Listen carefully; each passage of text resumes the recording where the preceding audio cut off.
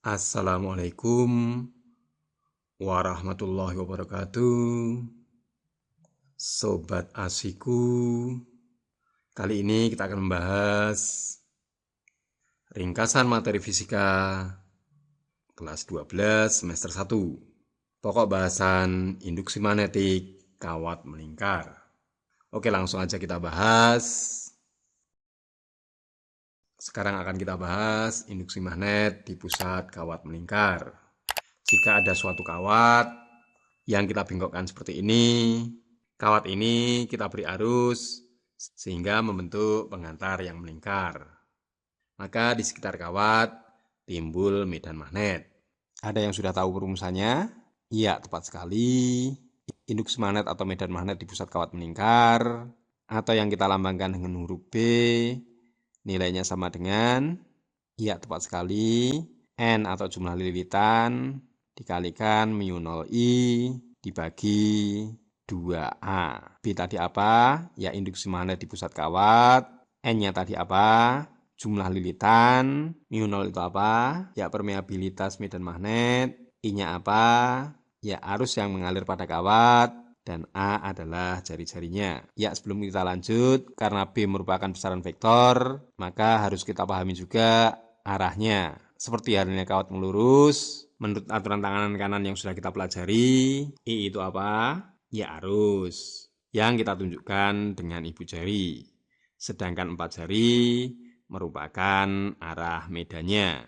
Sehingga pada kawat yang sebelah kanan, arah putaran medannya berlawanan arah putaran jarum jam, sehingga pas tepat di tengah, arahnya ke kiri. Sedangkan kawat yang sebelah kiri, karena arusnya dari sebelah kanan ke atas dan airnya melingkar ke bawah, sehingga arah medan magnetnya pun mengikuti aturan tangan kanan. Putarannya kemana? Ya, searah putaran arah jarum jam, sehingga tepat di tengah, arahnya juga ke kiri. Namun kalau Anda bingung dengan penunjukan seperti ini, sebenarnya ada cara yang lebih praktis, seperti yang satu ini. Aturan kaidah tangan kanan untuk kawat melingkar, arah arus listrik ditunjukkan oleh keempat jari ini, sedangkan ibu jarinya menunjukkan arah medan magnetnya. Maka kalau ada kawat yang melingkar seperti ini, di pusat kawat ini tentunya arah medannya ke atas.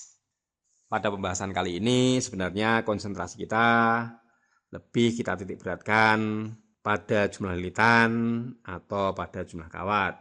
Pengen tahu pembahasannya?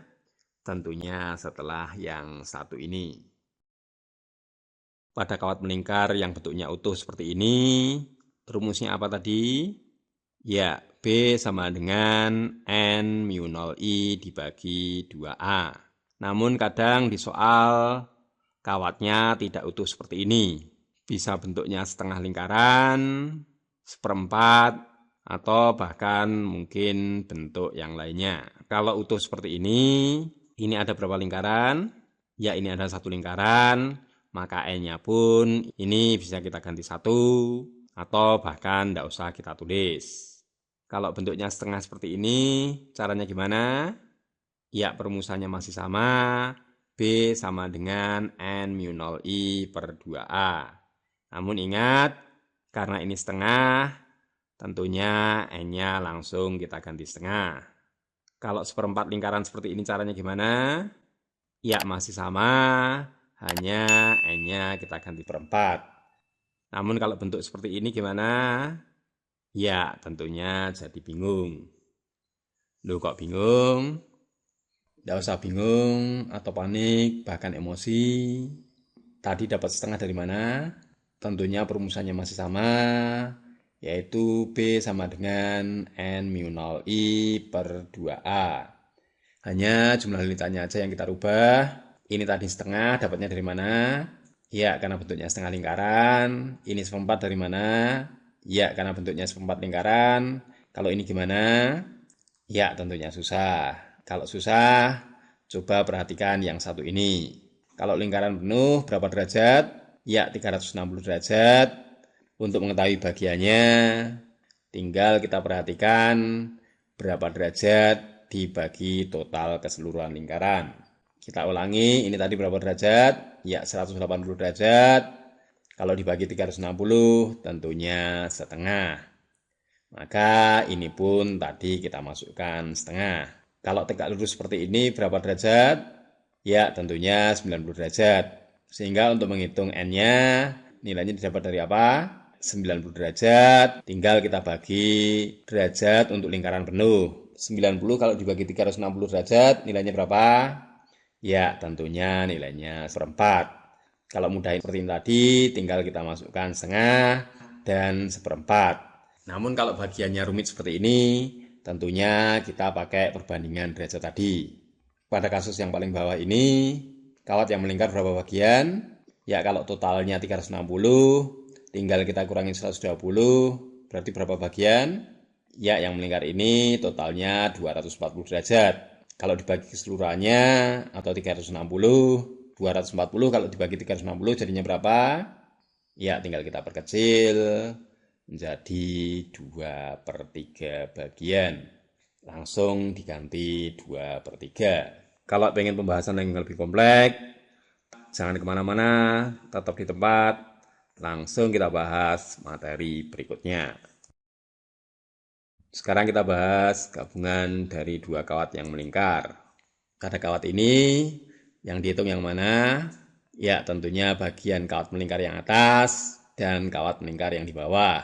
Garis yang sebelah kanan maupun yang sebelah kiri tidak usah kita perhitungkan, karena yang sebelah kanan menuju titik, sedangkan yang sebelah kiri meninggalkan titik pusatnya. Maka untuk menghitung medan magnet di pusat ini, rumusnya gimana? Ya, tinggal kita hitung satu-satu. Yang pertama kita hitung pengaruh A. Nilainya berapa? Ya, karena bentuknya setengah lingkaran, maka N-nya langsung kita ganti angka setengah, mu 0I per 2A.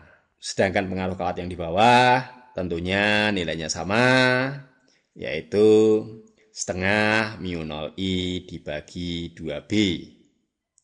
Loh kok B? Karena yang di bawah jari-jarinya sebesar B. Maka ini pun kita masukkan B.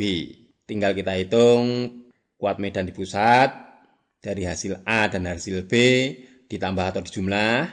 Ya, ditambah atau dijumlah sama aja ya. Ya, kita tuliskan ditambah. Tinggal kita hitung nilainya sama dengan B pengaruh A ditambah B pengaruh B. Loh kok bisa dijumlah? Ingat waktu membahas arah, kita perhatikan yang A. Kalau 4 jari arahnya ke kiri seperti ini, maka jempolnya kemana? Ya, tentunya keluar dari bidang menuju pembaca atau pemirsa. Sedangkan yang di bawah gimana? Ya, masih sama. Keempat jari tangan kanan kita arahkan ke kanan, maka ibu jarinya pun keluar dari bidang gambar menuju kita atau pemirsa. Karena arahnya sama-sama menuju kita, ditambah atau dijumlah? Ya, sama aja dijumlah dan ditambah. Coba kita tayangkan untuk gambar yang lainnya. Pengaruh dari lingkaran kecil dan lingkaran besar, caranya gimana? Ya, sama aja. Jari-jari A atau yang kecil dengan rumus yang atas, sedangkan lingkaran yang besar dengan jari-jari B tentunya sama dengan rumus yang bawah. Hasilnya gimana?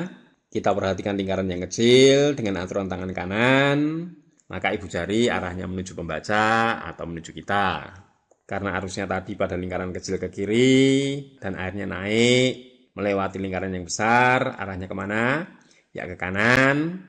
Dengan penunjukan arah tangan kanan, 4 jarinya kita hadapkan ke kanan, ibu jarinya arahnya masuk. Karena pengaruh A keluar bidang gambar, pengaruh B masuk bidang gambar, maka hasilnya wajib kita kurangkan. Bisa kita tuliskan pengaruh A dikurangi pengaruh B. Loh kok tidak pengaruh B dikurangi A? Ingat jari-jarinya semakin besar, nilainya justru semakin kecil. Sehingga perumusan B di titik B nilainya sama dengan B pengaruh lingkaran berjari-jari A dikurangi B pengaruh lingkaran berjari-jari B. Inilah jawabannya. Asik bukan caranya? Itulah cara asikku, semoga menjadi cara asikmu juga. Dan ingat, jangan lupa subscribe untuk mendapatkan materi dan pembahasan soal asikku yang lainnya. Tetap semangat belajar. Wassalamualaikum warahmatullahi wabarakatuh.